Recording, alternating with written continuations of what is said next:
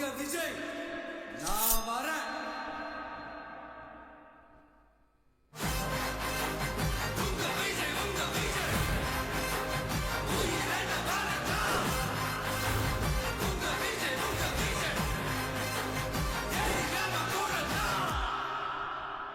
உங்க விஜய் நான் வரேன்.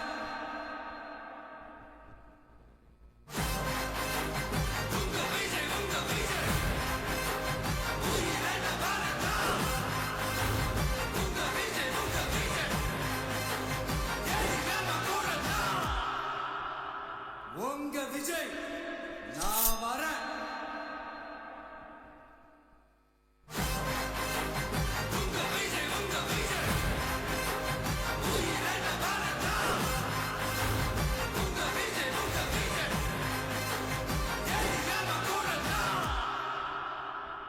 உங்க விஜய் நான் வரேன்.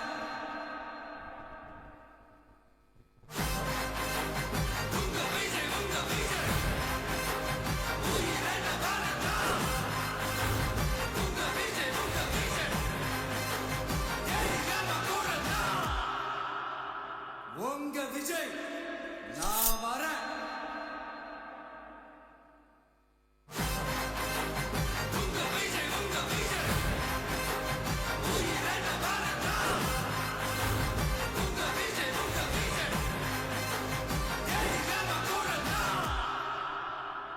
உங்க விஜய் நான் வரேன்.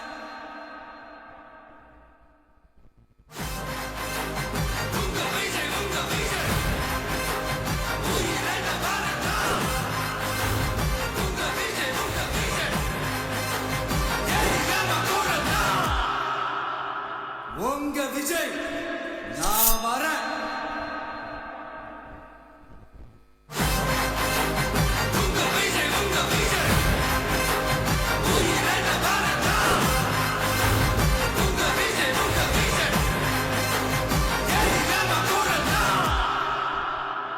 உங்க விஜய் நான் வரேன்.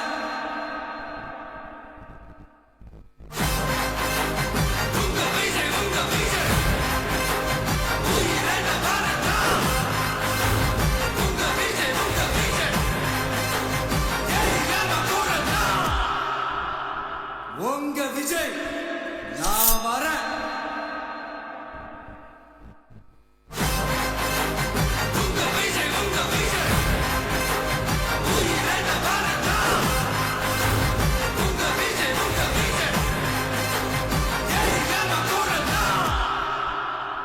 உங்க விஜய் நான் வரேன்.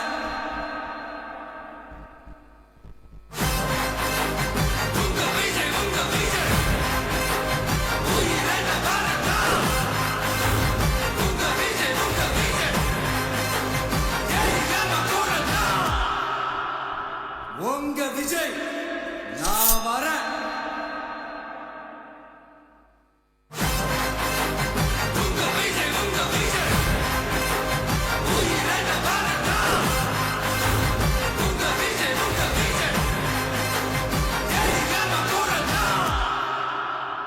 உங்க விஜய் நான் வரேன்.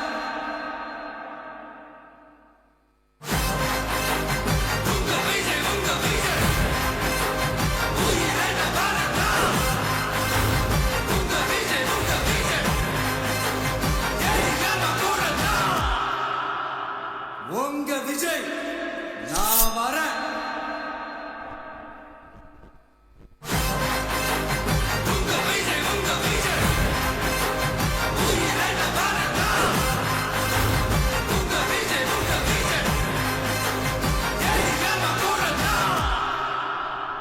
உங்க விஜய் நான் வரேன்.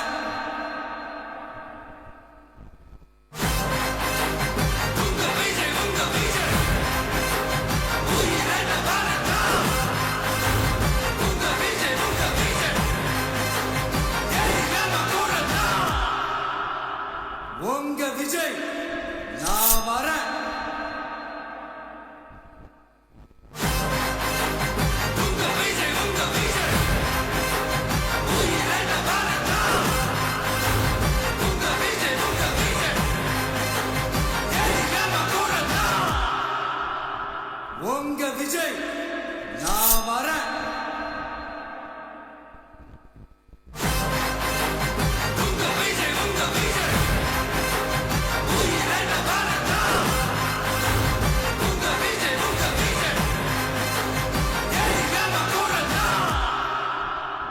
உங்க விஜய் நான் வரேன்.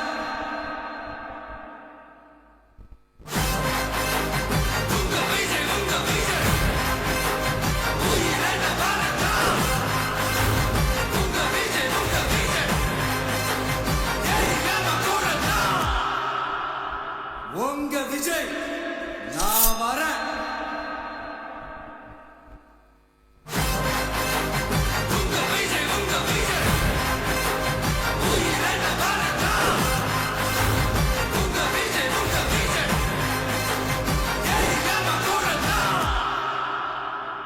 உங்க விஜய் நான் வரேன்.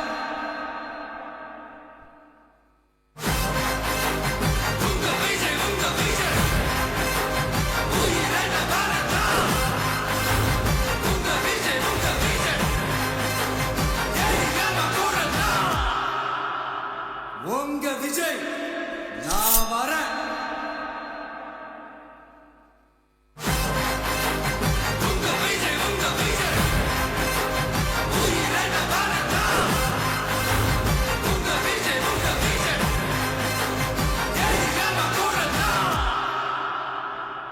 உங்க விஜய் நான் வரேன்.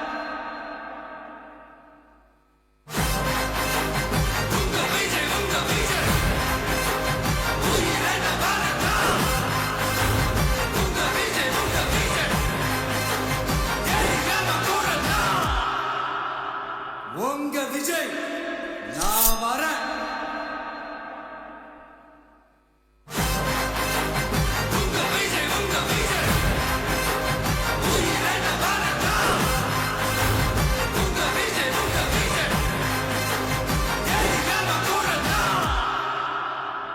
உங்க விஜய் நான் வரேன்.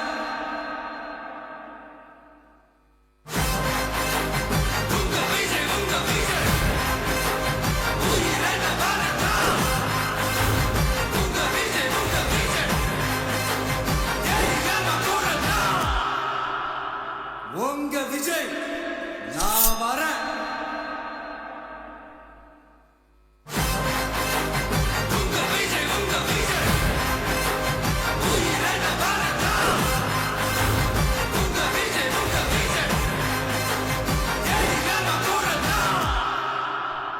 உங்க விஜய் நான் வரேன்.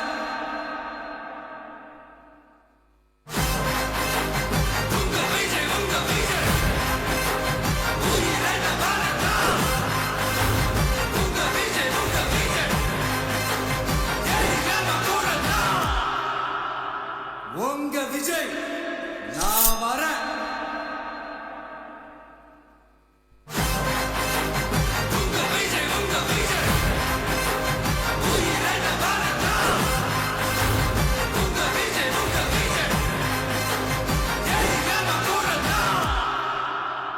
உங்க விஜய் நான் வரேன்.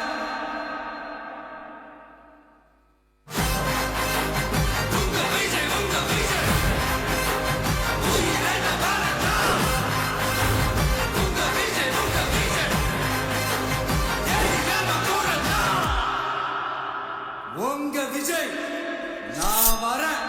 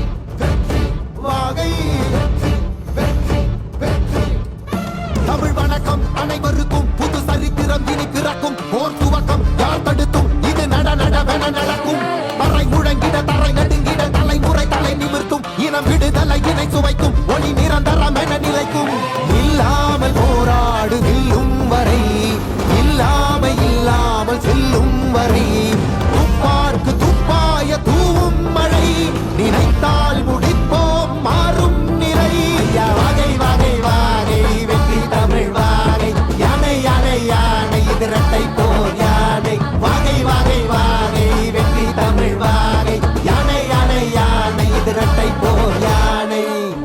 என் நெஞ்சில் குடியிருக்கும் தோழர்களே, பிறப்புக்கும் எல்லா உயிர்க்கும்னு சொன்ன ஆதியோன் திருவள்ளுவருடைய வழியில நம்முடைய தமிழக வெற்றி கழகத்தின் கொள்கை தலைவர்களா பகுத்தறிவு பகலவன் தந்தை பெரியாரையும், பார்போற்றும் பெருந்தலைவர் காமராஜரையும், அரசியல் சட்ட மாமேதை டாக்டர் அம்பேத்கரையும், வீர தமிழ் மங்கை வேலு நாச்சியாரையும், மக்கள் சேவகர் அஞ்சலை அம்மாளையும் நம்முடைய அரசியல் வழிகாட்டிகளா ஏற்று சாதி மத பாலின பாகுபாடு இல்லாத சமத்துவ சமுதாயத்தை உண்டாக்க மதச்சார்பற்ற சமூக நீதி கொள்கைகள், அதாவது செக்யூலர் சோஷியல் ஜஸ்டிஸ் ஐடியாலஜிஸோட நம்ம தமிழக வெற்றி கழகத்தின் வழியா உங்களுக்காக உழைக்கணும்னு நான் வரேன்.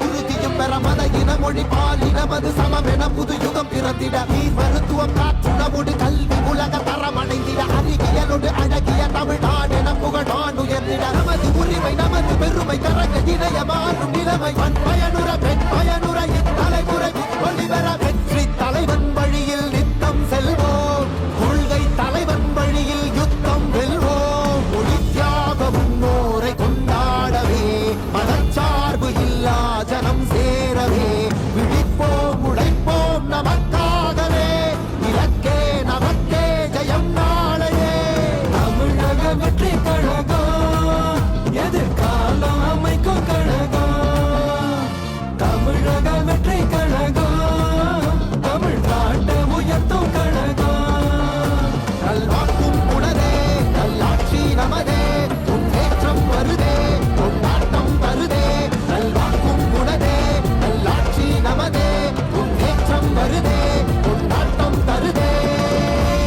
பிறப்புக்கும் எல்லா உயிர்க்கும் யாதும் ஊரே யாவரும் கேளீர், தமிழக வெற்றி கழகம் வாழி. புதியதோர் விதியொன்றை புதுமையாய் நாம் செய்வோம்.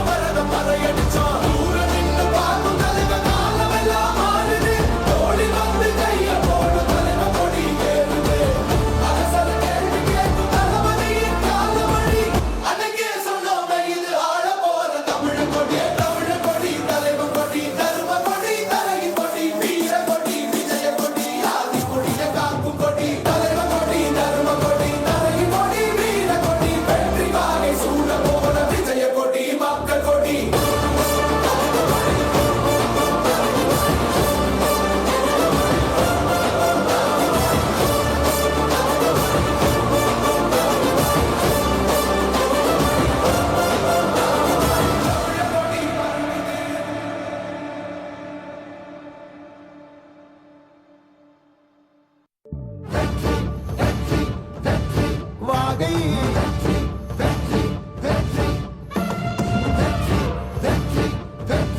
வாகை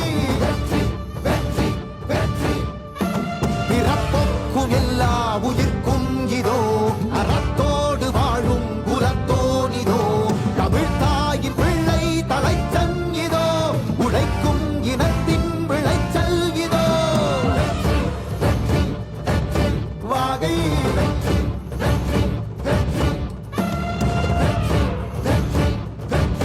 வாகை தமிழ் வணக்கம் அனைவருக்கும் புது சரித்திரம் இனி பிறக்கும் போர் துவக்கம் யார் தடுத்தும் இது நடவென நடக்கும் பறை முழங்கிட தரை நடுங்கிட தலைமுறை தலை நிமிர்த்தும் இனம் விடுதலை இணை சுவைக்கும் ஒளி நிரந்தரம் என நிலைக்கும் இல்லாமல் போராடு நில்லும் வரை இல்லாமல் செல்லும் வரை துப்பார்க்கு துப்பாய தூவும் மழை நினைத்தால் முடிப்போம் மாறும் நிலை வாகை வாகை வாகை வெற்றி தமிழ் வாகை யானை யானை யானை இதரத்தை போல் யானை வாகை வாகை வாகை வெற்றி தமிழ் வாகை யானை யானை யானை இதரத்தை போல் யானை என் நெஞ்சில் குடியிருக்கும் தோழர்களே, பிறப்புக்கும் எல்லா உயிர்க்கும்னு சொன்ன ஆதியோன் திருவள்ளுவருடைய வழியில நம்முடைய தமிழக வெற்றிக் கழகத்தின் கொள்கை தலைவர்களா பகுத்தறிவு பகலவன் தந்தை பெரியாரையும், பார்போற்றும் பெருந்தலைவர் காமராஜரையும், அரசியல் சட்ட மாமேதை டாக்டர் அம்பேத்கரையும், வீர தமிழ் மங்கை வேலு நாச்சியாரையும், மக்கள் சேவகர் அஞ்சலை அம்மாளையும் நம்முடைய அரசியல் வழிகாட்டிகளா ஏற்று சாதி மத பாலின பாகுபாடு இல்லாத சமத்துவ சமுதாயத்தை உண்டாக்க மதச்சார்பற்ற சமூக நீதி கொள்கைகள், அதாவது செக்யூலர் சோஷியல் ஜஸ்டிஸ் ஐடியாலஜிஸோட நம்ம தமிழக வெற்றி கழகத்தின் வழியா உங்களுக்காக உழைக்கணும்னு நான் வரேன்.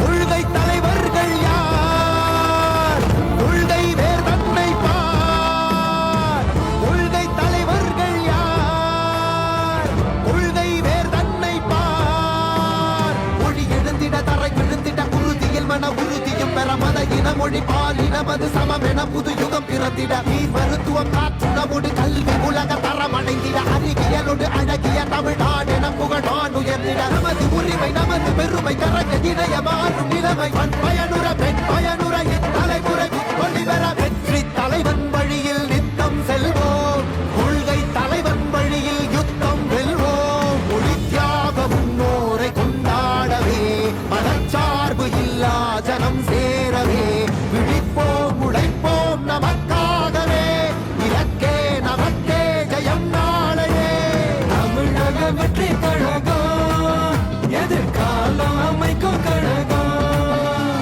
தமிழக வெற்றி கழகம் தமிழ்நாட்டை உயர்த்தும் கழகம். நல்வாக்கும் உனதே நல்லாட்சி நமதே முன்னேற்றம் வருதே கொண்டாட்டம் வருதே நல்வாக்கும் உனதே நல்லாட்சி நமதே முன்னேற்றம் வருதே கொண்டாட்டம் தருதே பிறப்புக்கும் எல்லா உயிர்க்கும் யாதும் ஊரே யாவரும் கேளீர் தமிழக வெற்றி கழகம் வாழி புதியதோர் விதியொன்றை புதுமையாய் நாம் செய்வோம்.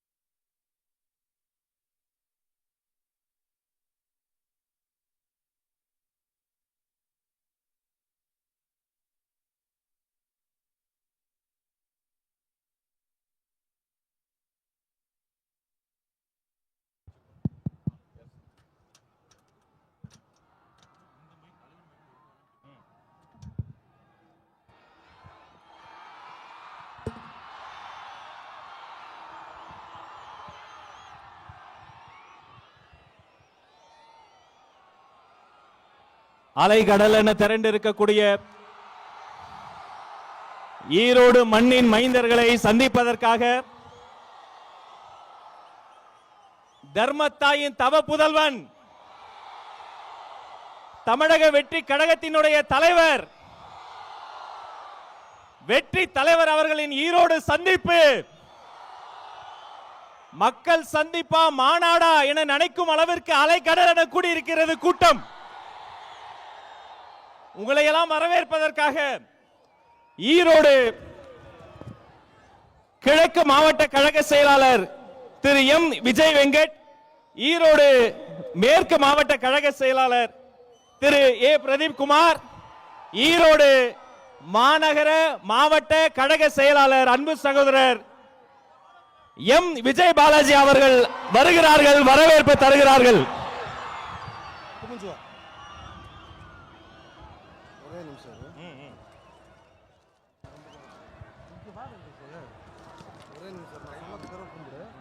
சொன்னது பிறகு கும்பிடு.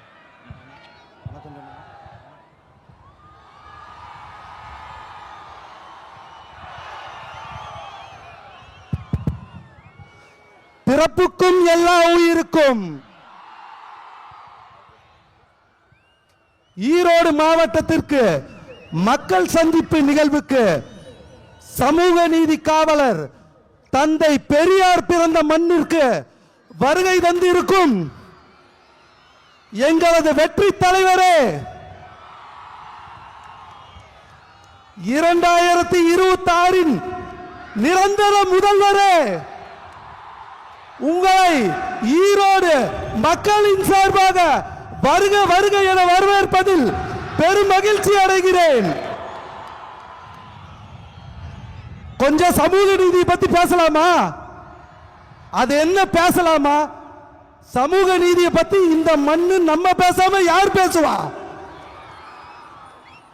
பேச்சில மட்டுமே சமூக நீதி பேசும் அரசியல் தலைவர்கள் மத்தியில் உண்மையான சமூக நீதியை நிலைநிறுத்திய எங்கள் தலைவர் எப்படி நிலைநிறுத்தினார்னு கேக்குறீங்களா?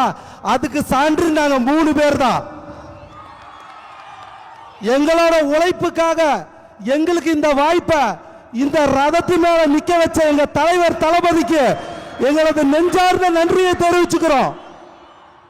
எல்லா மாவட்ட தலைவர்களுக்கும் நன்றியை தெரிவிச்சுக்கிறோம்.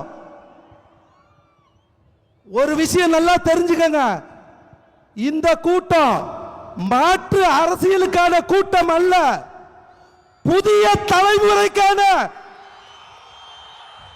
எங்கள் தலைவர் தளபதியின் புதிய அரசியல் பயணம். நீங்க எவ்வளவு வேணாலும் டேக் டைவர்ஷன் போட்டுக்கங்க. அண்ணா ஒரு விஷயம் நல்லா தெரிஞ்சுக்கங்க, மக்கள் எங்க பக்கம்தான், நாங்க எப்போதுமே மக்கள் பக்கம்தான். ஒரு பொதுக்கூட்டம், மக்கள் சந்திப்பு பொதுக்கூட்டத்தையே ஒரு மாநாடு மாதிரி நடத்தி காட்டிய கொங்கு மண்டலத்தின் தங்கம் எங்கள் அண்ணன் கே.ஏ. செங்கோட்டையன் அவர்களுக்கும் அவர்களுக்கு உறுதுணையாக இருந்த எங்க கழக பொதுச் செயலாளர் புஷியன் ஆனந்த் அவர்களுக்கும் இங்கு வருகை தந்திருக்கும் தளபதி நெஞ்சில் குடியிருக்கும் அன்பு தொண்டர்கள், தோழர்கள், சகோதர சகோதரிகள் உங்கள் அனைவருக்கும், மாநில கழக நிர்வாகிகள் அனைவருக்கும் எங்களது நெஞ்சார்ந்த நன்றியும் வாழ்த்துக்களையும் தெரிவித்துக் கொண்டு நன்றி கூறி விடைபெறுகிறேன். நன்றி, வணக்கம். நன்றி. கடந்த 1 மாத காலமாக தலைப்பு செய்தி மட்டுமல்ல, இவர்தான் ஊடகங்களின் மலைப்பு செய்தி. அண்ணன் செங்கோட்டையன், கொங்கு நாட்டின் தங்கம், மண்ணின் மைந்தர், தலைமை ஒருங்கிணைப்பாளர் அண்ணன் செங்கோட்டையன் அண்ணன் வருகிறார், சிறப்புரை தருகிறார்.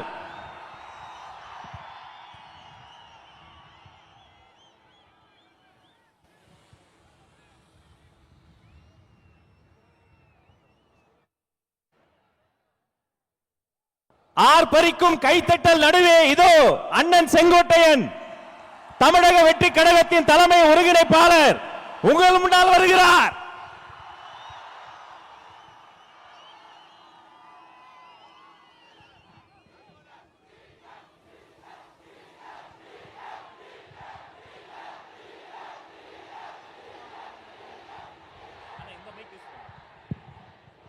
பெரியார் பிறந்த மண்ணில்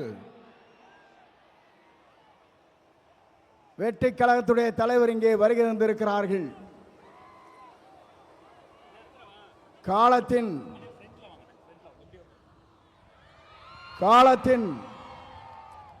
கடலில் கூடியிருக்கிற கூட்டத்தை பார்க்கிற போது நாளை தமிழகத்தினுடைய முதலமைச்சர் என்ற வரலாற்று படைக்கிற கூட்டமாக இந்த கூட்டம் இங்கே இருக்கிறது. எல்லோரும் சொன்னார்கள், எப்படி ஆட்சிக்கு வர வேண்டும் என்று பல பேர் கனவு காணுகிறார்கள்.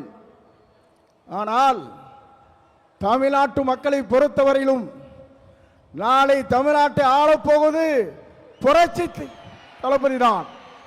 இதை யாராலும் மாற்றி காட்ட முடியாது என்ற வரலாறு தான் பெரியார் மண்ணிலே இன்றைக்கு காணுகிற காட்சியை நாங்கள் காணுகிறோம்.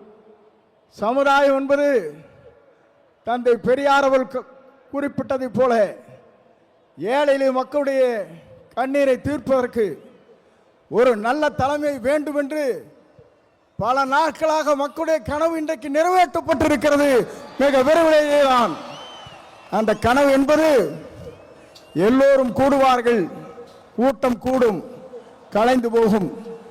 ஆனால் நம்முடைய கூட்டத்தை பொறுத்தவரையிலும் எதிர்கால தமிழகத்தை உருவாக்க இருக்கிற வெற்றி கழகத்திலே தலைவர் அவருடைய வரலாற்றை படைப்பதற்கு இங்கே பெருந்திரளாக இங்கே வருகின்றிருக்கிறீர்கள்.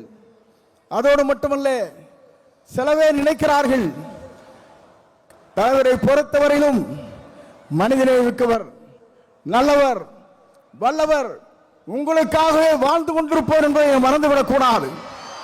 ஏனென்று சொன்னால் ஒரு ஆண்டுக்கு 500 கோடி ரூபாய் வருவாய் அது தேவையில்லை என்று விட்டு மக்களுக்கு பணியாற்றுவதற்கு ஒரு தலைவர் வந்திருக்கிறார் என்று சொன்னால் உலக வரலாற்றில் புரட்சி தலைவரை பார்த்தேன், இன்றைக்கு புரட்சி தளபதி இன்றைக்கு காணுகிறேன். ஆகவேதான் மக்கள் இங்கே திரண்டிருக்கிறார்கள். என்னை பொறுத்தவரையிலும் இது தீர்ப்பளிக்கிற கூட்டம். தீர்ப்பளிக்கிற கூட்டம் மட்டுமல்ல, நீங்கள் திரண்டு வந்தால் நாடே தாங்காது என்கிற முறையிலே தான் இங்கே அர்ப்பணித்து நின்று கொண்டிருக்கிறீர்கள். உங்களை பொறுத்தவரையிலும் எதிர்காலம் பிரகாசம் எதிர்காலமாக மாறப்போகிறது. எல்லோரும் சொன்னார்கள், எவ்வளவு வெற்றி பெறப் போகிறார் என்று சொன்னார்கள். 234 அவர் ஆரை விரல் காட்டுகிறாரோ அவர் தான் தமிழ்நாட்டில் சட்டமன்ற உறுப்பினர் என்ற வரலாற்றை படைக்கின்ற அளவிற்கு நீங்கள் வாருங்கள், வெற்றி தேடித்தார் என்று அழைத்து விடைபெறுகிறேன். நன்றி, வணக்கம்.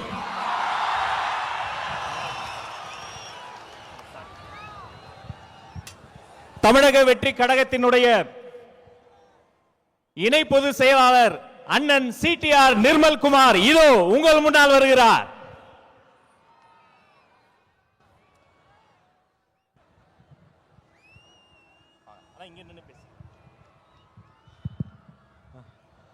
கொங்கு மண்டல மக்களுக்கு என்னுடைய வணக்கங்கள்.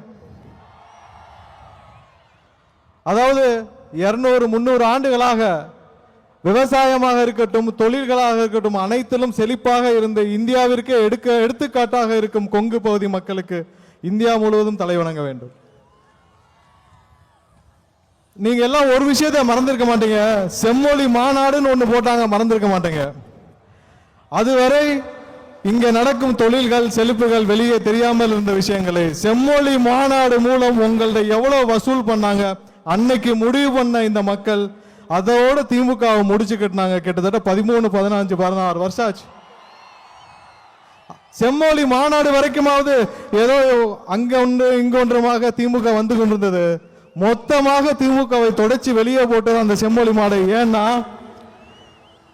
நியாயமாக நேர்மையாக தொழில் செய்து கொண்டிருக்கும் கொங்கு பகுதி மக்களிடம் ரூம் போட்டு வசூல் பண்ண திமுகவை என்றும் இந்த மக்கள் வலுக்க மாட்டார்கள், கடைசி வரை மன்னிக்க மாட்டார்கள். ஒரு விஷயத்தை பார்த்தீங்களா, இங்க பல அமைச்சர்கள் இருக்காங்க கொங்கு செய்தில. இந்த அமைச்சர்களுக்கெல்லாம் கொடுக்கப்பட்ட துறை என்ன? ஒன்னு டாஸ்மார்க், இல்லைன்னா வேற துறை. தொழில்களில் சிறந்து வழங்கும் கொங்கு பகுதி மக்களுக்கு தொழில்துறையில் ஒரு அமைச்சர் ஏன் கொடுக்கவில்லை என்பது இந்த பகுதியில் பல மக்களுக்கான கேள்வி. இத்தோட 2026 அப்புறம் இதுவரை இருந்த ஆட்சியாளர் யாரும் உங்களுக்கு எந்த விஷயத்திலும் உதவி செய்யவில்லை, எதுவும் நடக்கவில்லை. நீங்கள் சுயமாக தொழில்களை நீங்களே வளர்த்து இங்கே வளர்ந்து கொண்டிருக்கிறீர்கள்.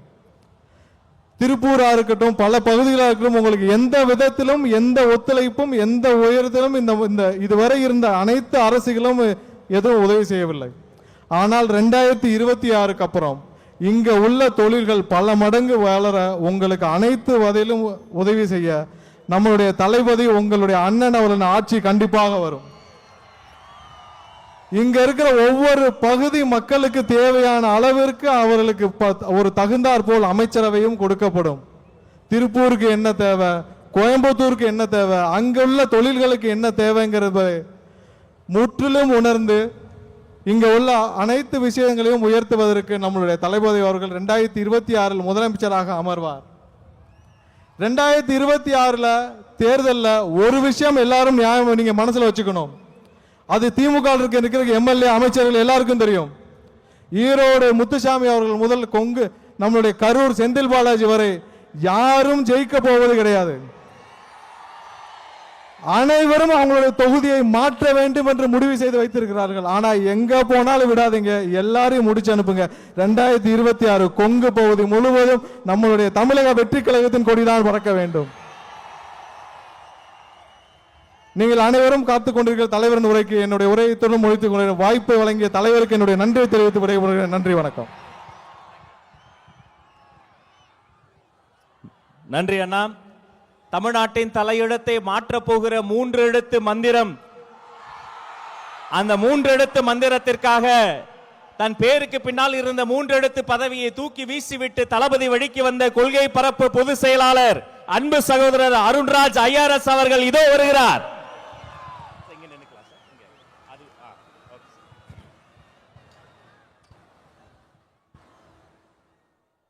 பவானி யாரும் காவிரி யாரும் ஓடுற இந்த கொங்கு மண்டலத்தின் ஈரோடு மாவட்டத்திற்கு வருகை தந்திருக்கும் நம் வெற்றி தலைவர் ஜனநாயகன் அண்ணன் விஜய் அவர்களே, கழகத்தின் பொதுச் செயலாளர் அண்ணன் ஆனந்த் அவர்களே, கொங்கு நாட்டின் சிங்கம் இல்ல கொங்கு நாட்டின் இளம் சிங்கம் அண்ணன் செங்கோட்டையன் அவர்களே. நான் ஏன் இளம் சிங்கம் சொல்றேன்னா, அண்ணன் எப்ப டிவிகேல சேர்ந்தாரோ அப்பவே அவருக்கு 20 வயசு கம்மியாயிருச்சு. அப்பா என்ன ஸ்பீடு கூட நடக்கவே முடியல. மற்றும் மாநில மாவட்ட நிர்வாகிகளே, காவல்துறை நண்பர்களே, ஊடக நண்பர்களே, தளபதி நெஞ்சில் குடியிருக்கும் நண்பா நண்பிகளே, உங்கள் அனைவருக்கும் வணக்கம். கொஞ்சம் யோசிச்சு பார்த்தீங்கன்னா, நம்ம தலைவரும் காவிரி ஆறு மாதிரிதாங்க. ஆத்துக்கு ஏழை பணக்கார வித்தியாசம் தெரியாம எல்லா வயலுக்கும் பாயும். அதே மாதிரி தான் நம்ம தலைவரும் ஏழை பணக்கார வித்தியாசம் பார்க்காம, சாதி மதம் இனம் வித்தியாசம் பார்க்காம அனைவருக்கும் நல்லது மட்டுமே செய்யணுங்கிற ஒரே தலைவர் நம் தலைவர் அவர்கள். நம் தலைவர் அவர்கள் அனைவருக்கும், அனைத்து சாதியினருக்கும், அனைத்து மதத்தினருக்கும் பொதுவானவர். அதனால தான் நான் கேட்கிறேன், உங்களை பார்த்து கேட்கிறேன், அடுத்த முதலமைச்சராக யார் வர வேண்டும்?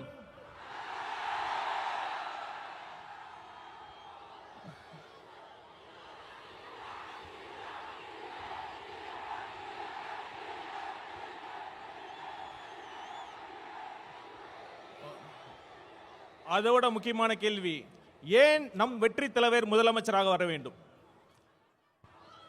நம்ம தலைவர் எதுக்கு அரசியலுக்கு வந்தாரு? பணத்துக்காகவா, பதவிக்காகவா, இல்ல புகழுக்காகவா?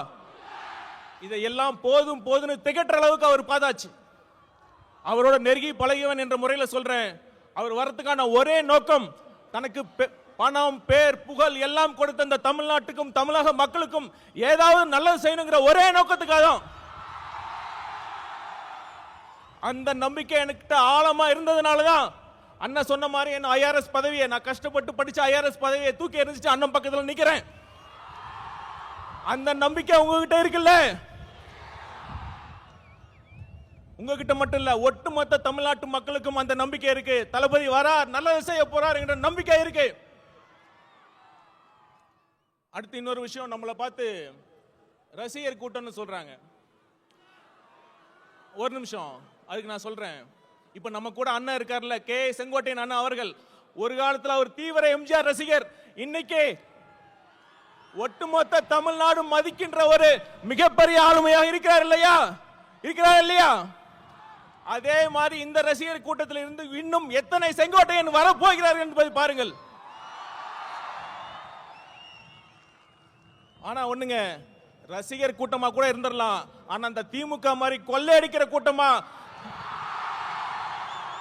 சுயநல கூட்டமா மட்டும் இருக்கவே கூடாது. சரி, ஒரு சீரியஸான விஷயத்தை பத்தி நான் பேசுறேன். பகுத்தறிவு பகலவன் தந்தை பெரியார் பிறந்த மண்ணில், இந்த ஈரோடு மண்ணில் அது பேசுறது ரொம்ப பொருத்தமா இருக்கும். 1916ஆம் ஆண்டு நீதி கட்சி தொடங்குறப்ப அது முக்கியமான நோக்கம் என்ன தெரியுமா? 3% மட்டுமே இருந்த ஒரு குறிப்பிட்ட சாதியினர் முக்கால்வாசி அரசு பணியிடங்களை ஆக்கிரமிச்சிருந்தாங்க. நீதி கட்சியின் கொள்கையை ஃபாலோ பண்றேன்னு சொல்ற இன்றைய திமுக என்ன பண்ணிட்டு இருக்காங்க? 3% இல்ல, ஒரு குறிப்பிட்ட குடும்பத்திற்காக மட்டுமே, அந்த குறிப்பிட்ட குடும்பத்திற்காக மட்டுமே ஆட்சி செஞ்சிட்டு இருக்காங்க. அந்த குறிப்பிட்ட குடும்பத்தில் பிறந்துட்டா ஆட்சி, பணம், அதிகாரம் எல்லாமே. அப்படி இல்லைன்னா கடைசி வரைக்கும் திமுகவோட தொண்டனா உழைச்சி உழைச்சி கடைசி பதவி கிடைக்காம கடைசியில் சாக வேண்டியதுதான். இதுதான் இன்றைய உண்மையான திமுகவோட நிலைமை. திமுகவிற்கு, குறிப்பா அந்த குடும்பத்திற்கு சமூக நீதியை பத்தி பேசுறது எந்த தகுதியுமே கிடையாது. அப்புறம் இன்னொரு விஷயம், சிஎம் அவர்கள் நிறைய வாட்டி சொல்லியிருக்காரு, தப்பு பண்ணா நான் சர்வாதிகாரியா மாறிடுவேன்னு சொல்றாரு. எனக்கு ரொம்ப ஆச்சரியமா இருக்கு. நம்ம சிஎம் அவர்களுக்கு ஜனநாயகம்னா என்ன, சர்வாதிகாரி ஆட்சினா என்னன்னே தெரியல. ஒரு தவறு நடந்தா தப்பு பண்ணவங்களை கண்டுபிடிச்சு தீர விசாரிச்சு அவங்களுக்கு தண்டனை வாங்கி கொடுக்கறதுல ஜனநாயக முறையில தான், அதுக்கான சரியான வழிமுறை தான் ஜனநாயகமே தான். ஆனா சர்வாதிகார ஆட்சியில தான் ஆட்சியாளர்களை கேள்வி கேட்டா அவங்களை அரெஸ்ட் பண்ணி உள்ள வைக்கிறதும், உண்மையான குற்றவாளிகள் வெளியே சுத்துறதும் சர்வாதிகார ஆட்சியில் தான் நடக்குதும். சிஎம் சார், நீங்க சர்வாதிகாரிலாம் மாறலாம் தேவையில்லை, நீங்க சர்வாதிகாரியா தான் இருக்கீங்க. தயவு செய்து முடிஞ்சா ஜனநாயகவாதியாக ஆக முயற்சி பண்ணுங்க. ஆட்சி நல்லா நடத்துறாங்களோ இல்லையோ, இந்த விளம்பரத்துக்கு மட்டும் குறைச்சலே இல்லைங்க. இப்ப சமீபத்தில் வெல்லும் தமிழ் பெண்கள்னு ஒரு விழா நடத்தினாங்க. அதுல ஒரு மூத்த பெண் போலீஸ் அதிகாரி வந்தாங்க. அவங்க யாருன்னு சிஎம் சாருக்கு தெரிஞ்சிருக்க வாய்ப்பு இல்லை, நான் சொல்றேன். Seema Agarwal IPS madam. அவங்க யார் தெரியுமா? இப்ப தமிழ்நாட்டுக்கு டிஜிபி அப்பாயின்ட் பண்றதுக்கு யூபிஎஸ்சி பரிந்துரைச்சாங்க 3 பேர். அதுல முதல் இடத்துல இருந்தாங்க. சிஎம் அவர்களே, நீங்க உண்மையாலுமே தமிழ்நாட்டு பெண்களை மதிக்கிறதா இருந்தா, அவங்களுக்கு உண்மையாலுமே தமிழக பெண்கள் மீது உங்களுக்கு அக்கறையா இருந்தா, அந்த யூபிஎஸ்சி பரிந்துரைச்சு அந்த அதிகாரியை நீங்க அப்பாயின்ட் பண்ணிருக்கணும். அதை தவறிட்டீங்க. கண்டிப்பா நான் சொல்றேன், தமிழ்நாட்டு பெண்கள் உங்களை நம்பவே மாட்டாங்க.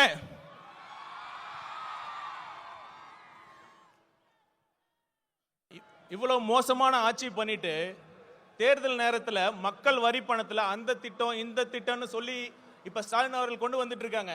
இது எப்படி தெரியுமா இருக்கு? பள்ளிக்கூடத்தில் பசங்க சரியா படிக்கலன்னா வாத்தியார் என்ன பண்ணுவாரு? சரியா படிக்கல, சரியா ஹோம்ஒர்க் பண்ணலன்னா வாத்தியார் என்ன பண்ணுவாரு? இம்போசிஷன் எழுத சொல்லுவார். அது மாதிரி 4.5 வருஷம் ஒழுங்கா ஆட்சி பண்ணாம கடைசி நேரத்தில் அந்த திட்டம் இந்த திட்டம்னு சொல்லி சிஎம் ஸ்டாலின் அவர்கள் இம்போசிஷன் எழுதிட்டு இருக்கார். அந்த இம்போசிஷனை எழுத வச்ச வாத்தியார் யார் தெரியல? நம்ம தலைவர். கொஞ்சம் பொறுமையா இருங்க. ஒரு நல்ல ஆட்சி எப்படி நடத்தணும்னு நம்ம தலைவர் அவர்கள் உங்களுக்கு எல்லாத்தையும் கிளாஸ் எடுக்க போறாரு. அப்போவாச்சும் பார்த்து கத்துக்கங்க. கடைசியா ஒண்ணு சொல்லிட்டு இவ்வளவு பேசிட்டோம். நம்ம பாஜக, பாசிச பாஜக பத்தி பேசாம இருந்தா எப்படி? இப்ப ஏதோ ஒரு பிரச்சனை பண்ணிட்டே இருக்காங்க. இப்ப சமீபத்தில் மகாத்மா காந்தி தேசிய ஊரக வேலைவாய்ப்பு திட்டத்தோட பேரை மாத்தி விபிஜி ராம் அப்படின்னு கொண்டு வராங்க. இத மாநிலத்தோட நிதி பகிர்வை குறைச்சிருக்காங்க. அதெல்லாம் கூட அடுத்த விஷயம். நான் கேட்கிறேன், இப்ப இந்தியாவில் அனைத்து மொழிகள் பேசுற மக்கள் இருக்காங்க. எப்படி ஒரு ஹிந்தி பேரை வைக்கிறீங்க? இதுக்கு முன்னாடி தான் ஐபிசி, சிஆர்பிசி போன்ற சட்டங்களுக்கு சமஸ்கிருத பேரை வைக்கிறீங்க. தெளிவா ஒன்று புரிஞ்சுக்குங்க, இது ஒரு கூட்டு குடும்பம். அனைத்து மொழிகளுக்கும் முக்கியத்துவம் கொடுக்க வேண்டும். ஆங்கிலம் என்பது ஒரு இணைப்பு மொழி. அதை நீங்கள் புறக்கணிக்க கூடாது, புறக்கணிக்கவும் விட மாட்டோம். இறுதியா ஒண்ணே மக்களை கேட்டுக்கிறேன். மக்கள் முடிவு பண்ணிட்டாங்க. மக்களை வச்சு கோடிக்கணக்கில் சம்பாதிக்கிற தலைவரா இல்ல மக்களுக்காக கோடிகளை விட்டு போன தலைவரா யார் வேண்டும்? ஒரு குடும்பத்திற்காக ஆட்சி நடத்தும் தலைவரா இல்ல ஒட்டுமொத்த தமிழ்நாட்டு மக்களையும் தன் குடும்பமாக நினைக்கும் தலைவரா? ஆட்சி பண்றப்ப போட்டோ ஷூட் நடத்தி நடிக்கும் முதல்வரா இல்ல மக்களுக்காக சேவை செய்ய துடிக்கும் முதல்வரா என்பதை நீங்களே முடிவு பண்ணிக்கங்க. வீசும் புயலை வேலி போல யாராலையும் முடியாது. அது மாதிரி நம் தலைவர் ஜெயிப்பதை யாராலும் தடுக்க முடியாது. நன்றி, வணக்கம். மிக்க நன்றி சார். ஈரோட்டில் கடல் இல்லை என்று யார் சொன்னது? என் முன்னால் அன்பு கடல், மக்கள் கடல், பாச கடல். தலைவர் சொல்வதை நாங்கள் செய்து முடிப்போம். அவர் சொல்லுக்கிணங்க நம் கழகத்தை இரும்பு கோட்டையாக மாற்றியிருக்கிற இரும்பு மனிதர், தேர்தல் மேலாண்மை பொதுச் செயலாளர் அன்பு சகோதரர் ஆதவ் அர்ஜுனா இதோ வருகிறார்.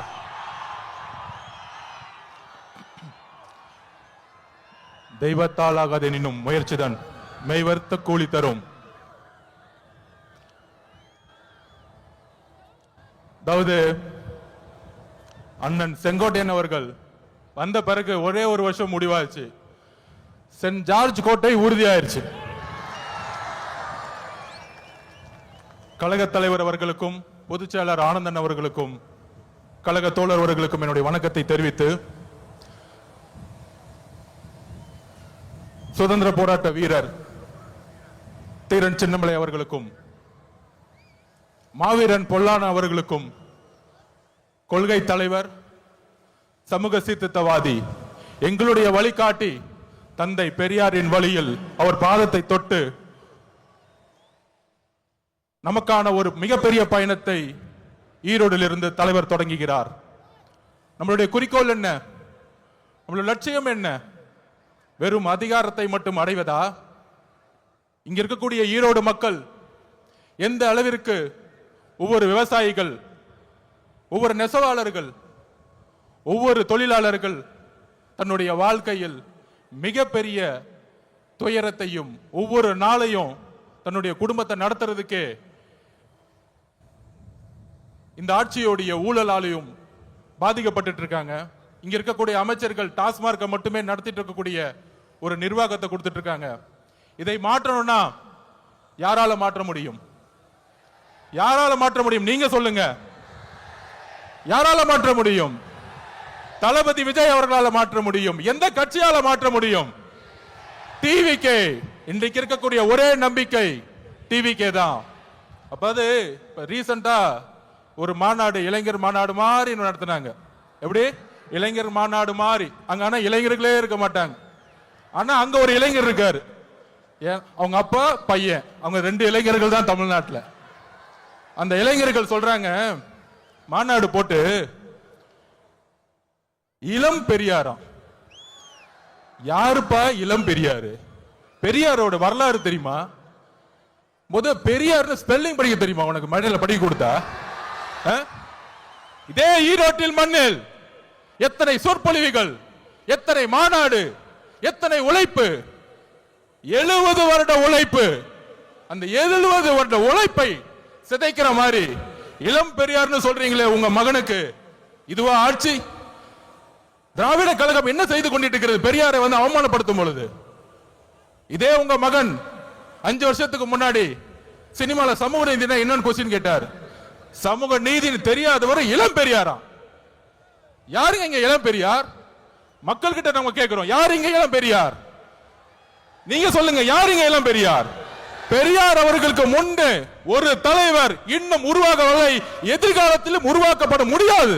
இதுதான் தமிழக வெற்றி கழகத்தினுடைய மரியாதை. பெரியார் அவர்களுக்கு இங்க ஒரே பெரியார், இங்க ஒரே அம்பேத்கர், இங்க ஒரே காமராஜர், ஒரே தீரன் சின்னமலை, ஒரே பொல்லான் அவர்கள். இந்த தலைவர்களை நீங்கள் அசிங்கப்படுத்தினால் தமிழக வெற்றி கழகம் மிகப்பெரிய போராட்டத்தை உருவாக்கும். 2026 எழுதி வச்சுக்கோங்க. 2026, 31, 36 போயிட்டே இருப்போம். தெளிவா இருக்கு, மக்கள் முடிவு பண்ணிட்டாங்க. உங்களுடைய சூதுனால மிகப்பெரிய இழப்புக்கு அப்புறம் தலைவர் அவர்களை மக்கள்கிட்ட இருந்து பிரிக்க பார்த்தீங்க.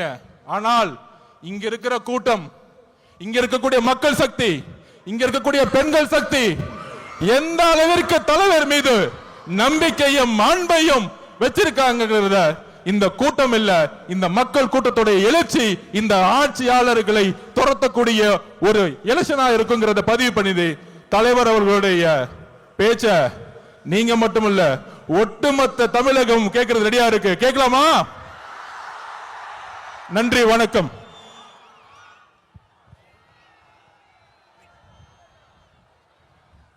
நன்றி சார். இந்த கூட்டம் வந்திருப்பது தலைவனின் சிங்க முகத்தை பார்க்கத்தான், அந்த தங்க முகத்தை பார்க்கத்தான். புயல் அல்ல, அவரது புன்னகையே போதும் ஒரு புரட்சியை ஏற்படுத்திவிடும்.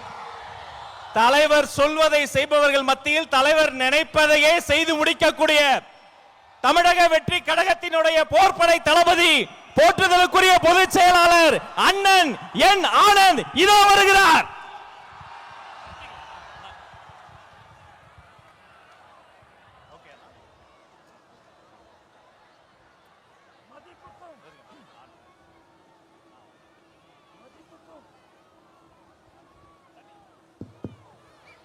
மதிப்புக்கும் மரியாதைக்குரிய தமிழக வெற்றி கழகத்தின் தலைவர், 2026 தமிழகத்தின் முதல்வர், நம் வெற்றி தலைவர் தளபதி உங்களை பார்க்க நம் ஈரோடு மாவட்டத்திற்கு வந்திருக்கிறார். இந்த மண்ணின் மைந்தர் அண்ணன் KS மற்றும்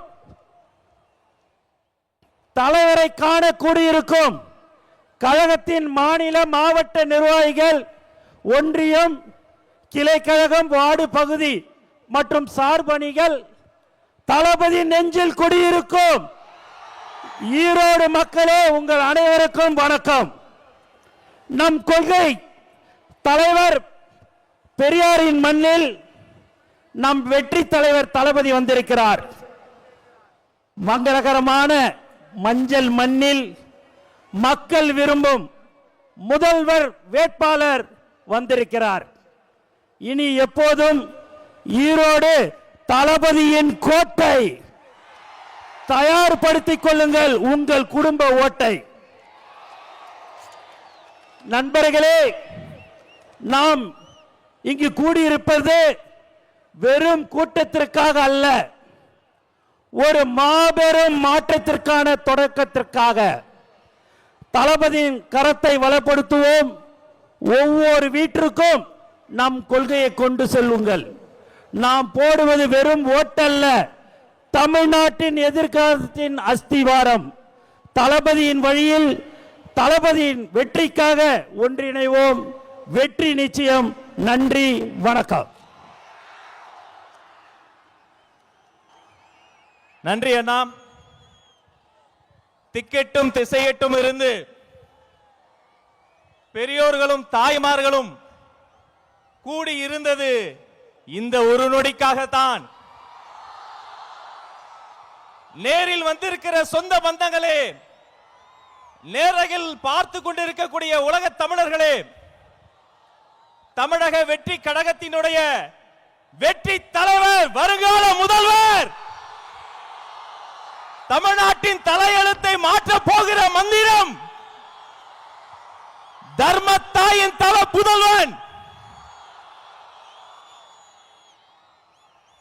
உங்கள் முன்னால் ஈரோடு மண்ணில், நம் கொள்கை தலைவர் மண்ணில் வெற்றி தலைவர் இதோ வருகிறார்.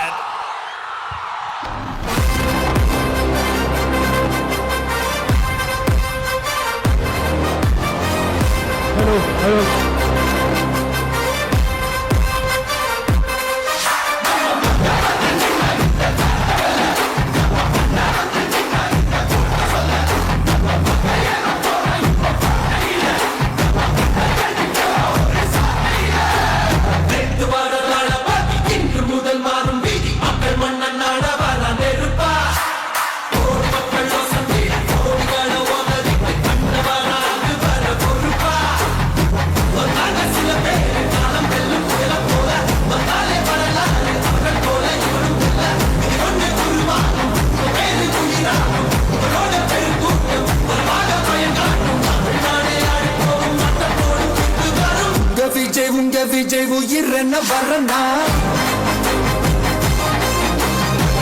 விஜய் உங்க விஜய் எளியவன் குரல்னா விஜய் உங்க விஜய் தனியா இல்ல கடல்னா விஜய் உங்க விஜய்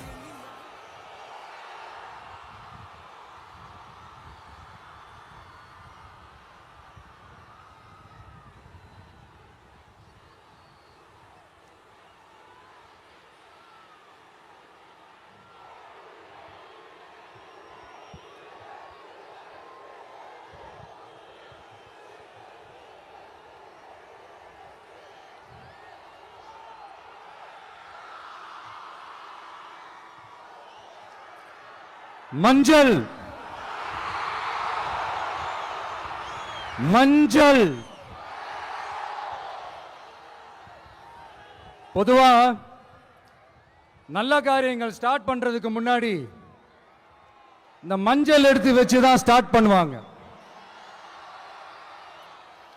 நம்ம வீட்டில் கூட நம்ம அம்மா அக்கா தங்கைகள் நமக்காக நாம நல்லா இருக்கணும்ன்றதுக்காக மஞ்சள் புடவை கட்டிக்கிட்டு தான் வேண்டிக்குவாங்க. அப்படி அந்த மஞ்சள்னாலே ஒரு தனி வைப்பு தாங்க. நம்ம கொடியில கூட அந்த வைப்ரண்டான அந்த எனர்ஜெட்டிக்கான அந்த மஞ்சள் இருக்குமே, அந்த மாதிரி மங்களகரமான மஞ்சள் விளையிற பூமி தான் இந்த ஈரோடு பூமி. இங்க வந்து மஞ்சளை பத்தி பேசாம வேற எங்க போய் பேசுறது? அது மட்டும் இல்ல, இங்க ஒரு மகத்தான ஒரு மனிதரை பத்தி நம்ம பேசி ஆகணும். இந்த ஈரோடு மண் விவசாயத்துக்கும் பேர் போன மண்.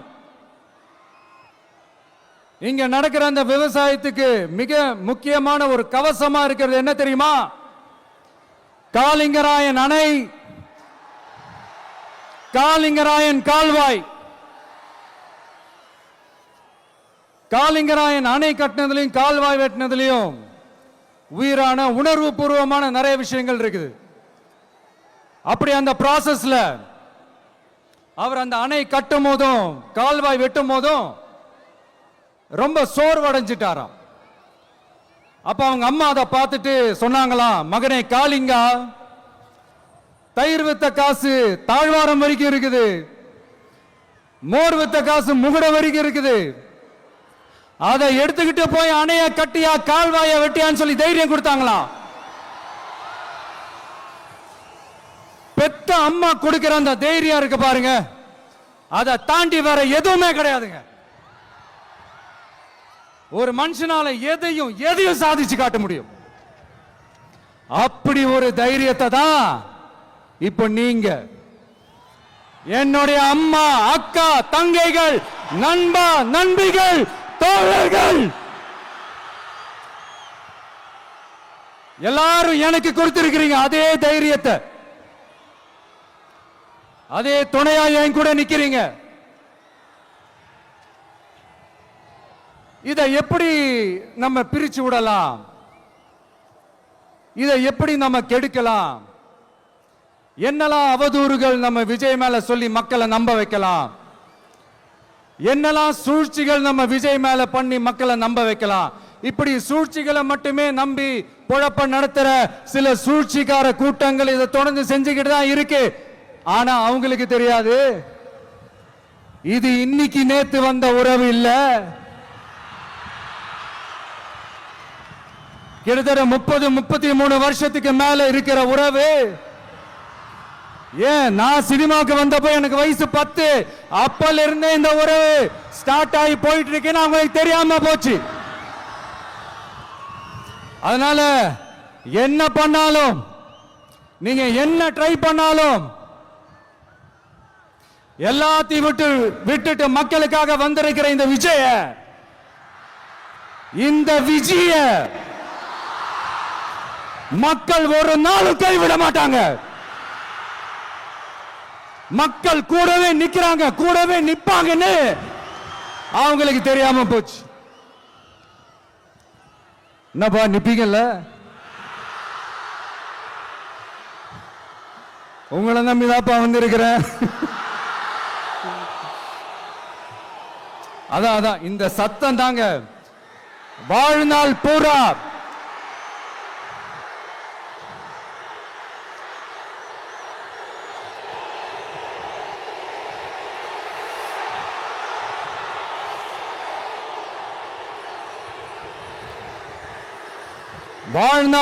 உங்களுக்கு நன்றியோடவே இருப்பேன்.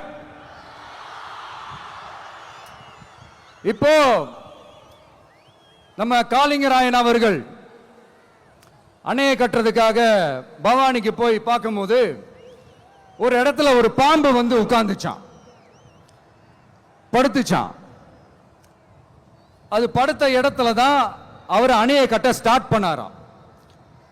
அப்புறம் அந்த பாம்பு வளைஞ்சி நெளிஞ்சி போற இடத்துலலாம் கால்வாயை வெட்டினார்னு சொல்லி சில வாய்மொழி கதைகள்லாம் சொன்னாங்க. தண்ணியை சேமிச்சு வச்சு குடிக்கிறதுக்கும் விவசாயத்துக்கும்.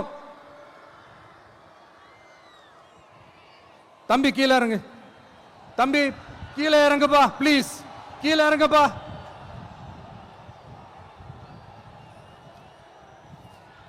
ஓகே, தேங்க்யூ கீழே இறங்குங்க, கீழே இறங்குப்பா. நீ இறங்கினாதான் முத்தம் கொடுப்பேன்.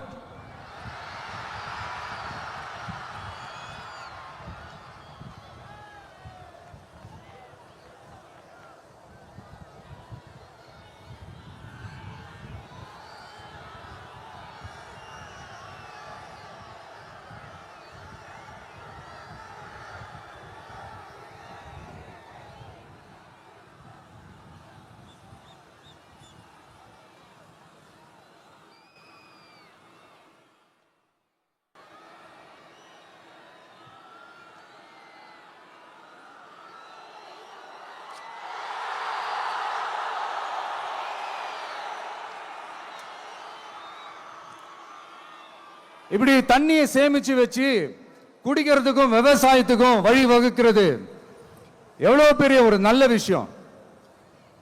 சோ இந்த மாதிரி நல்ல விஷயங்கள்லாம் செஞ்சிட்டு கதைகள் சொன்னா பரவாயில்ல, எதுவுமே செய்யாம கதைகளை மட்டும் அடிச்சு விடுறது எப்படி?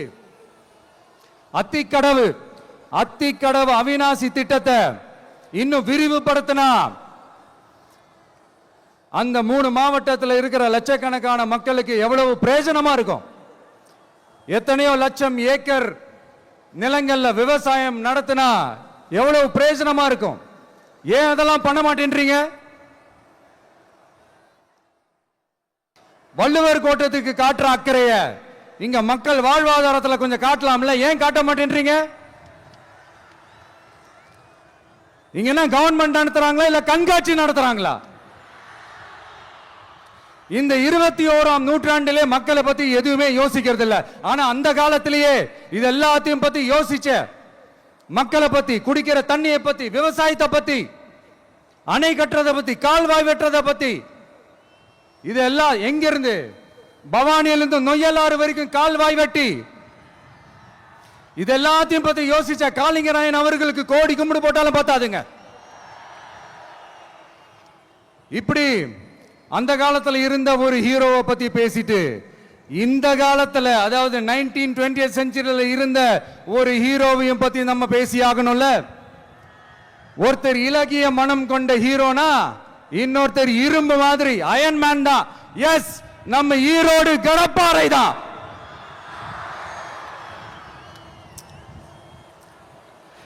ஒட்டுமொத்த தமிழ்நாட்டையே திருப்பி போட்ட சீர்திருத்த நெம்புகோல். ஈரோடு மாவட்டத்தில் பிறந்த அவர்தான் இந்தியாவுக்கே இடஒதுக்கீடு சம்பந்தமான அரசியல் சட்டத்தை திருத்தறதுக்காக போராட்டம் நடத்தினவர் யாரு? நம்ம தந்தை பெரியாரு. 100 வருஷத்துக்கு முன்னாடியே வகுப்பு வாரி பிரதிநிதித்துவம் வேணும்னு கேட்டவர். அன்னைக்கும் சரி இன்னைக்கும் சரி ஒரு ஆச்சரியத்தோட பார்க்கக்கூடிய ஒரு மனிதர், நம்மளுடைய கொள்கை தலைவர். அப்ப அண்ணாவும் எம்ஜிஆரும் யாரு? பெரியார் அவர்கள் கிட்ட இருந்து எங்களுக்கு தேவையான கொள்கைகளை எடுத்துக்கிட்டோம். அவரை ஃபாலோ பண்ற, அவரை வழிகாட்டி ஏத்துக்கிட்ட அண்ணா அவர்கள் கிட்ட இருந்தோம், எம்ஜிஆர் அவர்கள் கிட்ட இருந்தோம் தேர்தல் அணுகுமுறையை எடுத்துக்கிட்டோம். அண்ணாவும் எம்ஜிஆரும் தமிழ்நாட்டோட சொத்து. அவங்கள பயன்படுத்துறத பத்தி யாரும் இங்க கம்ப்ளைண்ட்லாம் பண்ண முடியாது. அண்ணா எங்களோடது, எம்ஜிஆர் எங்களோடது, நீங்களா எடுத்துக்க கூடாது அப்படிலாம் யாரும் இங்க அழுதுட்டு இருக்க முடியாது, சொல்லிவிட்டேன். அதனால நாங்க ஒரு வழியில அரசியல் செஞ்சுக்கிட்டு போயிட்டு இருக்கிறோம். உங்களுக்கு தான் டிவிக்கு ஒரு பொருட்டே இல்லைல்ல, அப்புறம் ஏன் கதறீங்க? அப்புறம் ஆளுக்கு அங்க போயிட்டு இங்க போயிட்டு புலம்பி தள்ளிக்கிட்டு இருக்கிறீங்க. இது எப்படி இருக்கு தெரியுமா? எனக்கு பயம் இல்ல, எனக்கு பயம் இல்ல அப்படின்னு சத்தமா சவுண்ட் விட்டுக்கிட்டே சத்தமா பாட்டு பாடிக்கிட்டே இந்த நடுங்கிக்கிட்டே சின்ன பசங்க நடந்து போவாங்க, அந்த மாதிரி இருக்கு. முதல்ல மண்டையில இருக்கிற கொண்டைய மறைங்க சார்.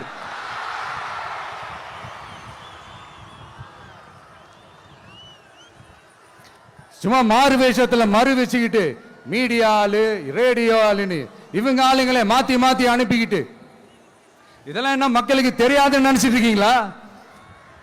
மக்கள் எல்லாத்தையும் உன்னிப்பா கவனிச்சிட்டு இருக்காங்க. அதனாலதான் சொல்றேன், உங்களுக்கு நீங்க கொள்ளையடிச்சு வச்சிருக்கிற காசு தான் துணை, ஆனா எனக்கு என் மேல எல்லையில்லா பாசம் வச்சிருக்கிற இந்த மாசு தான் துணை.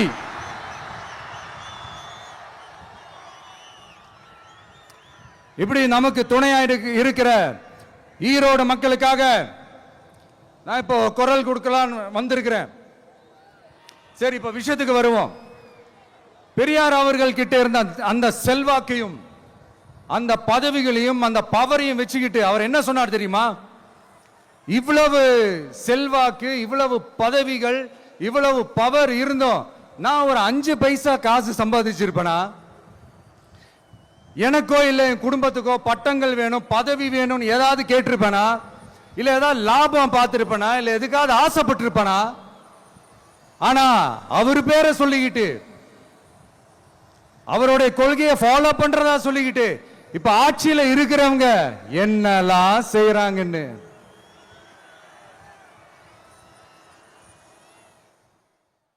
அதனாலதான் சொல்றோம், பெரியார் பேரை சொல்லிக்கிட்டு தயவு செஞ்சு கொள்ளையடிக்காதீங்கயா, தயவு செஞ்சு கொள்ளையடிக்காதீங்க. அவரு பேரை சொல்லிக்கிட்டு பெரியார் பேரை சொல்லி கொள்ளையடிக்கிற இவங்க தான் நம்மளுடைய அரசியல் எதிரி. மக்களை நீங்க சொல்லுங்க, நம்மளுடைய அரசியல் எதிரி யாரு? நம்மளுடைய கொள்கை எதிரி யாரு? ரிப்பீட், நம்மளுடைய அரசியல் எதிரி யாரு? நம்மளுடைய கொள்கை எதிரி யாரு? உங்களுக்கு புரியுதுல்ல? எனக்கு அது போதும்யா, எனக்கு வேற எதுவுமே தேவையில்லை.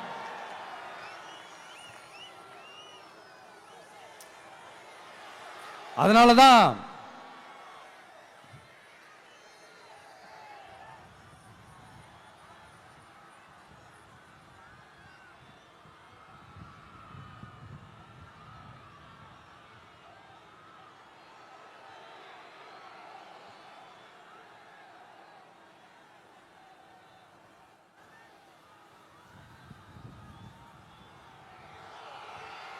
உங்களுக்கு நம்மளை பத்தி, நம்ம அரசியலோட, நீங்க எல்லாரும் என்னோட அரசியலோட கனெக்டடா இருக்கீங்கன்றது ரொம்ப தெளிவா தெரியுது. அதனால எனக்கு அது போதும். அதனாலதான் எதிரிகள் யாருன்னு சொல்லிட்டு களத்துக்கு வந்திருக்கிறோம். அதனால அவங்கள மட்டும் தான் எதிர்ப்போம். அதுவும் அந்த எதிரிகள் யாரு இப்போ இங்க 2026 சட்டமன்ற தேர்தலில் களத்துல இருக்கிறாங்களோ அவங்கள மட்டும் தான் எதிர்ப்போம். சும்மா களத்திலே இல்லாதவங்களையும், களத்துக்கும் அவங்களுக்கும் சம்பந்தமே இல்லாதவங்களையும் எதிர்க்கிற ஐடியாலாம் இல்ல பாஸ். நீங்க கேட்கிறீங்கன்றதுக்காக எதிர்த்துட்டு இருக்க முடியாது பாஸ். எங்களுக்கு நிறைய வேலை இருக்குது.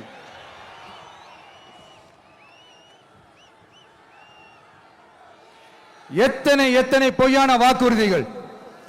வந்த உடனே நீட்டை ரத்து செய்வோம், கல்வி கடனை ரத்து செய்வோம், கேஸ் சிலிண்டருக்கு மானியமா 100 ரூபாய் தருவோம், என்னெல்லாம் அடிச்சு விட்டுட்டு இன்னி வரைக்கும் கேட்கிறேன். இதெல்லாம் சொன்னாங்களே, செஞ்சாங்களா? இவங்க எப்பவுமே இப்படிதான், சொல்றது ஒண்ணு செய்யறது ஒண்ணு. திமுகவும் பிரச்சனைகளும் ஃபெவிகால் போட்டு ஓட்டின ஃப்ரெண்ட்ஸ் மாதிரி ஒன்னில இருந்து ஒன்ன பிரிக்கவே முடியாது. இப்போ ஈரோடு பகுதியில் இருக்கிற பிரச்சனையை பத்தி பேசுவோம்.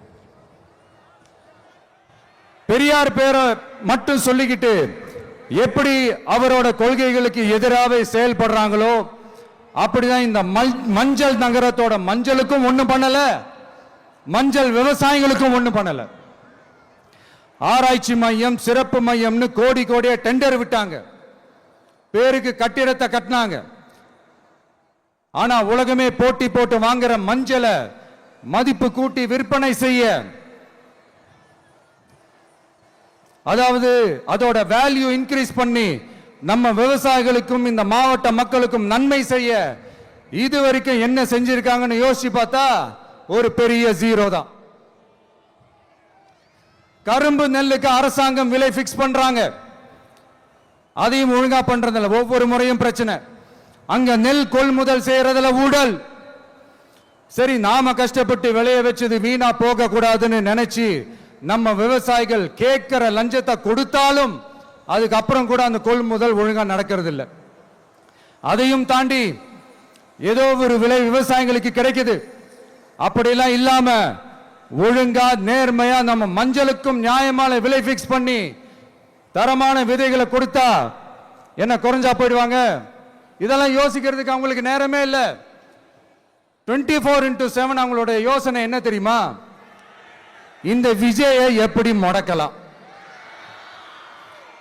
தமிழக வெற்றி கழகத்தை எப்படியெல்லாம் முடக்கலாம், அப்படிதான் அவங்களுடைய சிந்தனையே 24/7. எத்தனையோ வருஷத்துக்கு முன்னாடி நம்ம காளிங்கராயர் நதிகளின் இணைப்புக்கு முன்னோடியா இருந்தார். பவானி ஆத்துல வர அதிகமான தண்ணி அணை கட்டி தேக்கி தண்ணீர் வறட்சியான பகுதிகளுக்கு அனுப்பினாரு. ஆனா இன்னைக்கு இவ்வளவு நவீன வசதிகள் இருந்தோம், இவ்வளவு சயின்ஸ் வளர்ச்சிகள் இருந்தோம், இவ்வளவு டெக்னாலஜி வளர்ச்சிகள் இருந்தோம், அவங்க வாக்குறுதியில் ஒண்ணு கொடுத்தாங்கல்ல, பவானி நொய்யலாறு அமராவதி 6 இணைப்பு திட்டத்துக்கு ஒரு துரும்ப கூட கிள்ளி போடல. வாக்குறுதி நம்பர் 103 சொன்னாங்களே, செஞ்சாங்களா? சரி, இதாவது ஒரு பெரிய ப்ராஜெக்ட் வைங்க. ஆறுகளை சுத்தப்படுத்த பல்லாயிரம் கோடி நிதி ஒதுக்குவோம், தமிழ்நாட்டில் உள்ள ஆறுகளை சுத்தப்படுத்துவோம்னு சொன்னாங்களே, செஞ்சாங்களா? ஆனா ஆத்து மணலை கொள்ளையடிக்கிறதுல மட்டும் வேலையை கரெக்டா செய்வாங்க. இதை நான் ஏன் திரும்ப திரும்ப சொல்றேன்னா, மக்களே நீங்க புரிஞ்சுக்கணும். கொஞ்சம் மசந்தா மற்ற மாவட்டங்கள்ல மணல் காணாம போன மாதிரி, மலைகள் காணாம போன மாதிரி, நம்ம மாவட்டத்தில் தனி வளத்தை கொடுத்த செம்மண்ணும் காணாம போறதுக்கு வாய்ப்பு இருக்கு மக்களே. நம்ம மண்ணுக்கும் நம்ம ஆத்துக்கும் நம்ம விவசாயிக்கும் தான் இந்த மோசமான நிலைமை. அதனால ஏதாவது தொழில் செஞ்சு பிழைக்கலாம்னு பார்த்தா அதுக்கும் எங்க விடுறாங்க? தொழில்னு பார்த்தா 30% நெசவாளர்களுக்கு கூலி பாக்கி. அரசாங்கம் நம்ம நெசவாளர்கள் கிட்ட இருந்து கொள்முதல் செய்த வேட்டி சேலைக்கான கூலியை கூட போராடித்தான் வாங்க வேண்டியதா இருக்குது. அது சலுகையோ உதவியோ நலத்திட்டமோ கிடைக்காது. நம்ம உழைப்புக்கான ஊதியம், நம்மளோட உரிமை, அதுக்கே போராட வேண்டிய நிலையில தான் இந்த அரசாங்கம் நம்மளை வச்சிருக்கு. நல்லா பார்த்துக்கங்க மக்களே, உரிமைக்கு குரல் கொடுத்தவங்க தான் இவங்க.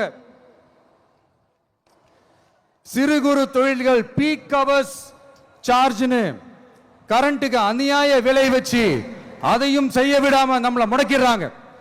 அந்த பீக் ஹவர்ஸ் சார்ஜ் கொள்ளையால எத்தனை வருஷமா எவ்வளவு பேர் பாதிக்கப்படுறோம், எவ்வளவு தொழில்கள் பாதிக்கப்படுது. நாமளும் கத்துறோம், போராடுறோம், கோரிக்கை வைக்கிறோம். எதையாவது இவங்க கண்டுக்கிறாங்களா? கொஞ்சம் யோசிங்க. ஏன் கண்டுக்க மாட்டேன்றாங்கன்னு கொஞ்சம் யோசிங்க.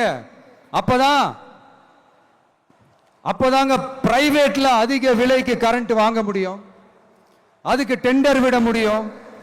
அப்படி டெண்டர் விட்ட மேட்டர்ல எல்லாம் என்ன நடக்கும்னு உங்களுக்கும் தெரியும், எனக்கும் தெரியும், நம்ம எல்லாருக்குமே தெரியும். இந்த மாதிரி ஈரோடுல மட்டும் இல்ல, எந்த மாவட்டத்துக்கு போனாலும் பிரச்சனைகள் மேல பிரச்சனைகள் தான்.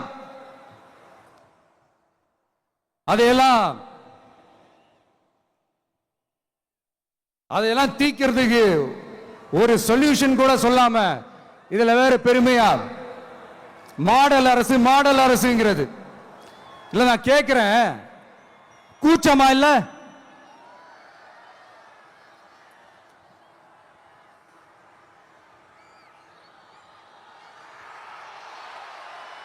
இதெல்லாம் கேட்டா அப்படியே நம்ம பக்கம் யூட்டர்ன் அடிச்சு வந்துருவாங்க. விஜய் என்ன அரசியல பேச மாட்டேன்றாரு, விஜய் என்ன சினிமா டயலாக் மாதிரி பேசுறாரு, விஜய் என்ன பஞ்ச் டயலாக் பேசுறாரு, விஜய் என்ன 10 நிமிஷம் தான் பேசுறாரு, 9 நிமிஷம் தான் பேசுறாரு.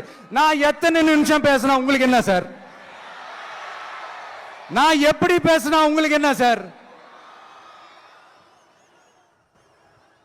உள்ள விஷயம் என்னன்னு பாருங்க சார். ஒவ்வொரு மாவட்டத்துக்கும் போய் மக்கள் ஃபேஸ் பண்ற பிரச்சனைகளை எடுத்து பேசிட்டு இருக்கிறேன். பின்ன அது அரசியல் இல்லாம வேற எதுதான் அரசியல்? உங்களை மாதிரி தனிப்பட்ட முறையில தரக்குறைவா அசிங்கமா பேசுறதுதான் அரசியல்னா அந்த அரசியல் நமக்கு வராதுன்னா நல்லாவே வரும். உங்களை விட எனக்கு அது நல்லாவே வரும். வேணான்னு விட்டு வச்சிருக்கிறோம். அப்புறம் உங்களுக்கு நமக்கு என்ன வித்தியாசம்?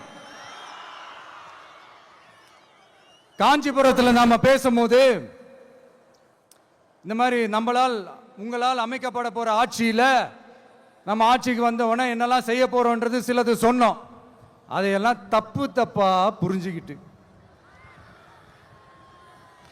இப்போ சொல்றேன், விளக்கமா சொல்றேன், நான் சலுகைகளுக்கு எதிரானவன் கிடையாது. மக்களுக்கான சலுகைகளை இலவசம்னு சொல்லி அசிங்கப்படுத்துறதுல எனக்கு உடன்பாடு கிடையாது. மக்கள் காசுல மக்களுக்கு செய்யறதை எப்படி இலவசம்னு சொல்லுவீங்க? அப்படியே செஞ்சிட்டாலும் ஓசில போறேன்னு சொல்லி அசிங்கப்படுத்துறீங்க. என்ன கேட்கறதுக்கு ஆள் இல்லைன்னு நினைச்சீங்களா? மக்களுக்கு ஒண்ணுன்னா இந்த விஜய் வந்து நிப்பா, இந்த விஜய் வந்து கேள்வி கேட்பா. இந்த விஜய் எப்பவுமே மக்கள் பக்கம் தான், அதே மாதிரி மக்களும் என் பக்கம் தான். என் மக்கள் மானத்தோட மரியாதையோட கௌரவத்தோட வாழணும். என் மக்கள் யாருக்கும் கீழே கிடையாது. அப்படி அவங்க கௌரவத்தோட வாழணும்னா அவங்களுக்கான வாழ்க்கை தரம் உயரணும். வாழ்க்கை தரம் உயரணும்னா அவங்களோட வாழ்வாதாரம் உயரணும். வாழ்வாதாரம் உயர்ந்தாதான் பொருளாதாரம் உயரும். பொருளாதாரம் உயர்ந்தாதான் வசதி வாய்ப்புகள் உயரும். இதெல்லாம் உயர்ந்தாலே ஆட்டோமேட்டிக்கா அவங்களோட வாழ்க்கை தரம், அவங்களுக்கான மரியாதை, அவங்களுக்கான கௌரவம் எல்லாமே உயரும். இதுக்கான வழிகள், அந்த சூழல்களை அந்த கவர்மெண்ட் அமைச்சு கொடுக்கணும். இதுக்கான அந்த திட்டங்களை செயல்படுத்தணும். இதெல்லாம் செஞ்சாதான் அந்த அரசாங்கம் ஒரு நல்ல அரசாங்கம். இதைத்தான் சொன்னோம்.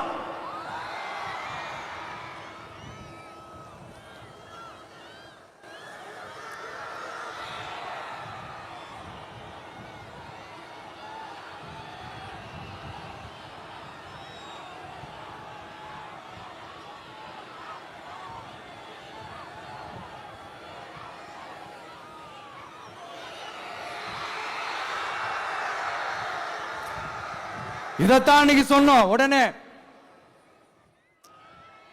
சொன்னா மட்டும் போதுமா? எப்படி செயல்படுத்துவீங்க? நாங்க என்ன வாயிலேயே வடை சுடுறதுக்கு டிஎம்கேவா? டிவிகேடா?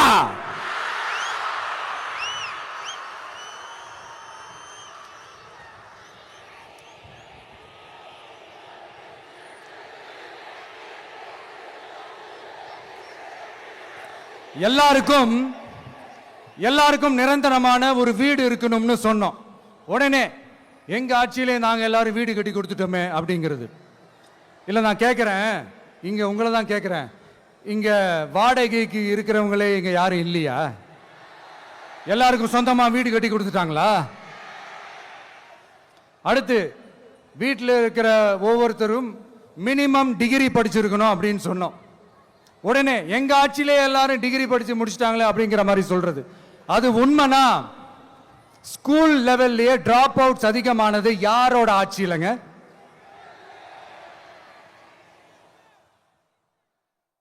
பசங்க பிள்ளைங்க யாரும் ஸ்கூல்ல சேரலன்னு சொல்லிட்டு எனக்கு தெரிஞ்சு 207 கவர்மெண்ட் ஸ்கூல்ஸ் மூடினது யாரோட ஆட்சியிலங்க? இதுல கல்வியில் சிறந்த தமிழ்நாடுன்னு டிராமா வேற.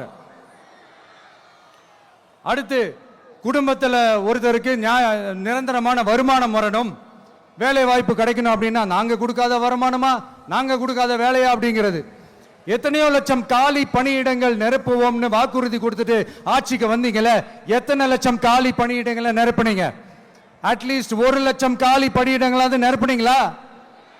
இதெல்லாம் சொல்லிட்டு மக்களை ஏமாத்துறது யாரோட ஆட்சியிலங்க? அடுத்து ரொம்ப முக்கியமா, பெண்களுக்கு பாதுகாப்பு இல்ல, சட்டம் ஒழுங்கு சரியா இல்லைன்னு சொன்னா தமிழ்நாட்டில் பெண்கள் பாதுகாப்பு தான் அதிகமா இருக்குதான். நீங்க சொல்லுங்க மக்களே, பெண்கள் பாதுகாப்பு இருக்கு? சட்டம் ஒழுங்கு சரியா இருக்கு?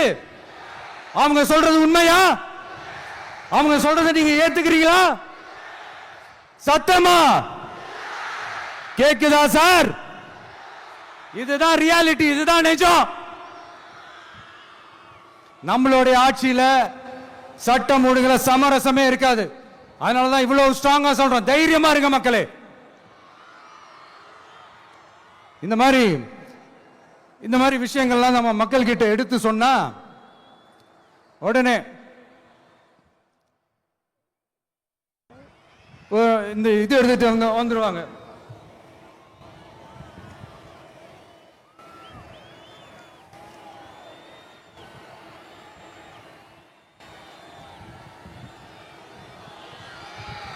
இந்த மாதிரி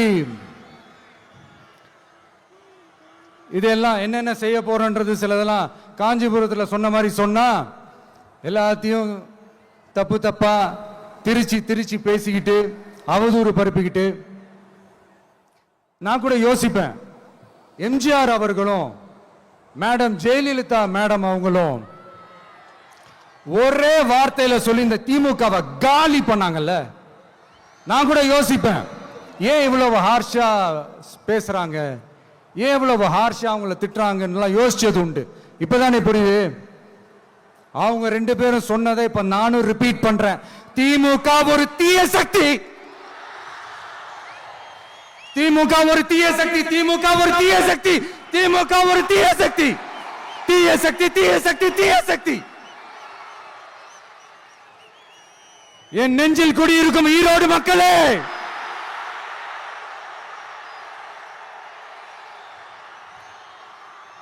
டிவிகே ஒரு தூய சக்தி. எப்படி? டிவிகே ஒரு தூய சக்தி.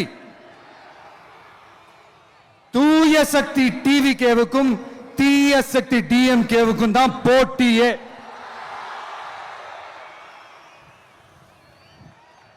என்ன முடக்கலாம்னு நினைக்கிறீங்க, ஆனா இந்த சத்தத்தை ஒரு நாள் உங்களால முடக்க முடியாது. மக்கள் விரோத திமுக அரசை வீழ்த்த மக்கள் சக்தியான நம்மளால மட்டும்தான் முடியும். அண்ணன் செங்கோட்டையன் அண்ணன் அவர்கள் நம்ம கூட வந்து சேர்ந்தது நமக்கு ஒரு மிகப்பெரிய ஒரு பலம். அந்த மாதிரி செங்கோட்டையன் அண்ணன் அவர்கள் மாதிரி இன்னும் நிறைய பேர் வந்து சேர இருக்கிறாங்க. அவங்க எல்லாருக்குமே அந்த உரிய அங்கீகாரத்தை கொடுப்போம். அது மட்டும் இல்ல, அப்புறம் இன்னொரு விஷயம் சொல்ல மறந்துட்டேன். இப்போ ரீசண்டா ஒரு இடத்துல நம்ம சிஎம் சார் அவர்கள் பேசும்போது சொன்னாங்க, என் கேரக்டரையே புரிஞ்சுக்க மாட்டேங்கிறேன். இது சினிமா டயலாக் இல்லையா? நான் ஏதாவது பேசினா சினிமா டயலாகா? சார் பேசினா அது சினிமா டயலாக் இல்லையா? சிலப்பதிகாரத்திலிருந்து எடுத்ததா அந்த லைன். என் கேரக்டரையே புரிஞ்சுக்க மாட்டேன்றது. உங்களை எப்படிதான் சார் புரிஞ்சுக்கிறது? எந்தெந்த விஷயத்துலலாம் சார் உங்க கேரக்டர் நாங்க புரிஞ்சுக்கிறது? அதையும் நீங்களே சொல்லிட்டீங்கன்னா கொஞ்சம் நல்லா இருக்கும் சார். சட்டம் ஒழுங்குல நாடே சந்தி சிரிக்குது, அதுலயா? பெண்கள் பாதுகாப்புல நாடே சந்தி சிரிக்குது, அதுலயா? பொய் வாக்குறுதிகளா கொடுத்து ஏமாத்தி ஆட்சிக்கு வந்தீங்களே, அதுலயா? எதுலதான் சார் உங்க கேரக்டர் நாங்க புரிஞ்சுக்கிறது? ஆனா ஒண்ணு, தமிழ்நாட்டில் ஆட்சி செய்யற நீங்களும் சரி, ஒன்றியத்தில் ஆட்சி செய்யறவங்களும் சரி, நீங்க 2 பேரும் முதல்ல என்னோட கேரக்டரை புரிஞ்சுக்கணும் சார். என்னோட கேரக்டர்னு சொன்னது நம்ம மக்களோட கேரக்டரை. 2026 சட்டமன்ற தேர்தலோட அந்த கேரக்டரே கொஞ்சம் வேற மாதிரி சார். அத கொஞ்சம் தயவு செஞ்சு நீங்க புரிஞ்சுக்கணும் சார். புரிஞ்சுக்கலனா மக்களே உங்களுக்கு புரிய வைப்பாங்க சார். கான்பிடென்ட்டா இருங்க சார். நல்லதே நடக்கும் சார். வெற்றி நிச்சயம் சார். மீண்டும் சந்திக்கும் வரை நன்றி, வணக்கங்க சார். நண்பா, நண்பிகள், இங்க எல்லாம் பார்த்தோம், எல்லாம் நல்லபடியா நடந்தது. சேஃபா வந்துட்டு சேஃபா வீட்டுக்கு போயிடுங்க. எனக்கு எல்லாத்தையும் விட நீங்க தான் எனக்கு முக்கியம். தயவு செஞ்சு சேஃப்டியா போயிட்டு வாங்க. ஒரு ஈரோடு செல்ஃபி ஒன்று எடுப்போமா?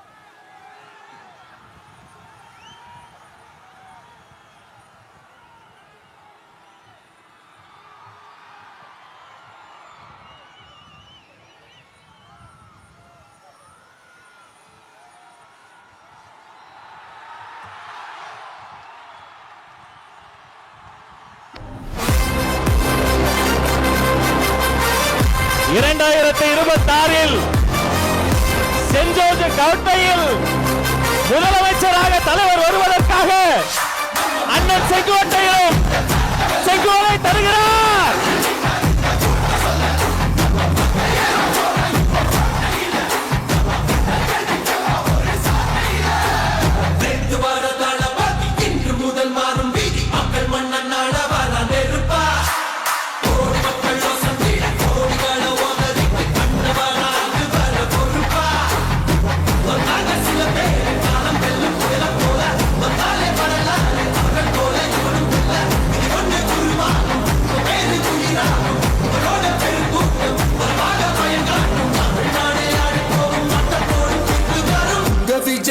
விஜய் உயிர் என்ன வரனா?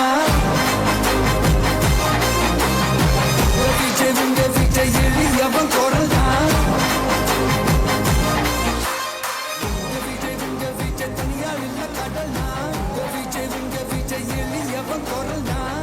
விஜய் தனியால் இல்ல கடல் தான். மக்கள் தானே மன்னர்களை உனக்கு காட்ட வரனா?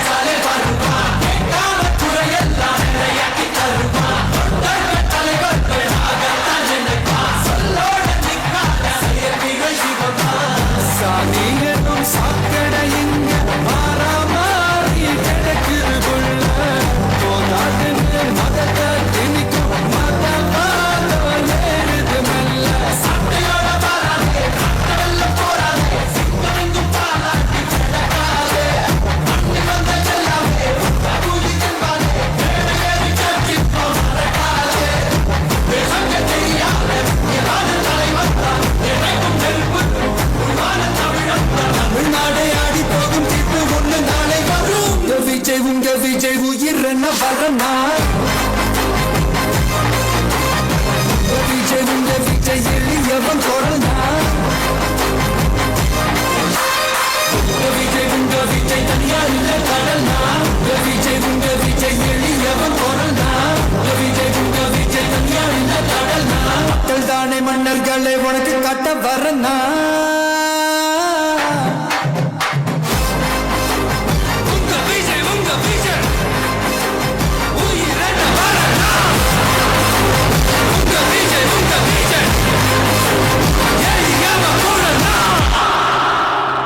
உங்க விஜய் நான் வரேன்.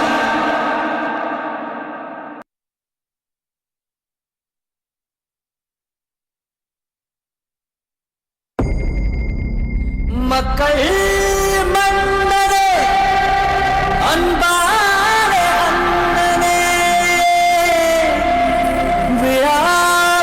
விழாவீரனே பெரியார் பேரனே மன்னா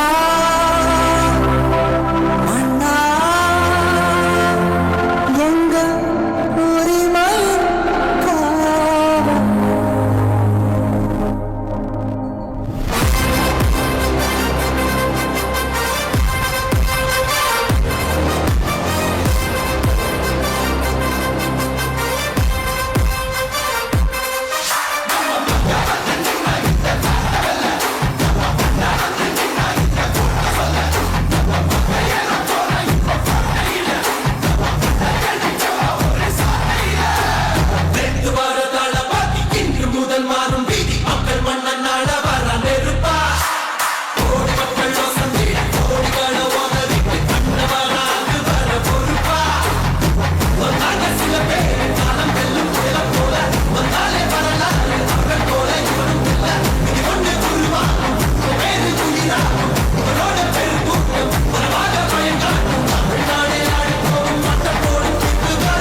விஜய் உங்க விஜய் உயிர் என்ன வரனா விஜய் உங்க விஜய் எளியவன் குரல்னா விஜய் உங்க விஜய் தனியா இல்ல கடல்னா விஜய் உங்க விஜய் எளியவன் குரல்னா விஜய் உங்க விஜய் தனியா இல்ல கடல்னா மக்கள் தானே மன்னர்களை உனக்கு காட்ட வரனா